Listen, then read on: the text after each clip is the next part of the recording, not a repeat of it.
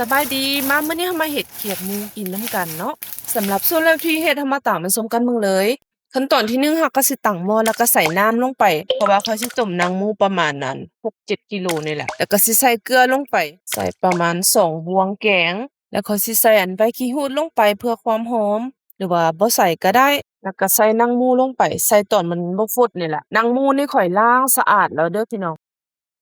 หลังจากที่เราต้มประมาณ30นาทีผ่านไปถ้าว่าหนังหมูมันนิ่มถือว่าได้สุกแล้วเนาะเราต้องซอยตอนมันร้อนๆเด้อพี่น้องมันจึงซอยง่ายมันจึงบ่แข็งนะ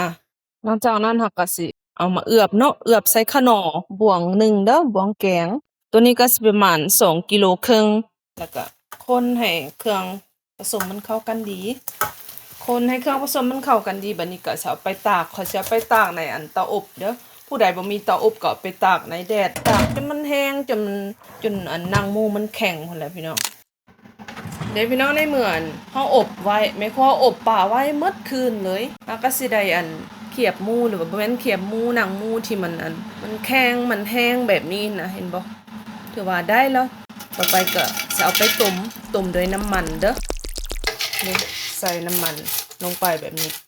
บ่ต้องใส่จนมันเต็มพี่น้องเพราะว่าน้ำมันเคียบหมูมันก็สิออกมานะขั้นตอนนี้เราก็เปิดไฟเลยเนาะแล้วก็ต้มปลาไว้แบบนี้เดี๋ยวจังเราจึงกลับมาเบิ่งกันอีกเห็นบ่หนังหมูมันก็สิเริ่มเปลี่ยนสีทำอิฐมันจะเป็นสีขาวเด้มันก็สิกลายเป็นสีแดงแบบนี้เนาะประมาณนี้ถือว่าได้แล้วก็ปิดไฟแล้วก็แช่ปลาไว้แช่น้ำมันปลาไว้แบบนี้นะจนมันเย็นสนิทพุ่นแหละแล้วจึงมาทอดเนาะแล้วก็สิเก็บไว้ในตู้เย็นก็ได้ ในเมื่อเขาป่าไว้ให้มันเย็นสนิทแบบนี้เห็นบ่หนังหมูมันก็สิแข็งแบบนี้แล้วต่อไปก็สิตักเอาขึ้นเนาะมาสิทอดให้พี่น้องเบิ่งให้น้ำมันร้อนเราจึงเอาเขียบหมูลงไปเด้อใส่เขียบหมูลงไปแล้วก็คนหน่อยนึงเนาะมันก็สิเริ่มฟูแบบนี้ฟูแบบนี้เราก็เอาจองคนไปคนมาพี่น้องเพื่อให้มันเขียบหมูมันถึกน้ำมันนะพี่น้องมันจึงพองเสมอกันเนาะฟูงามครับพี่น้องได้แล้วขึ้นแล้วพี่น้อง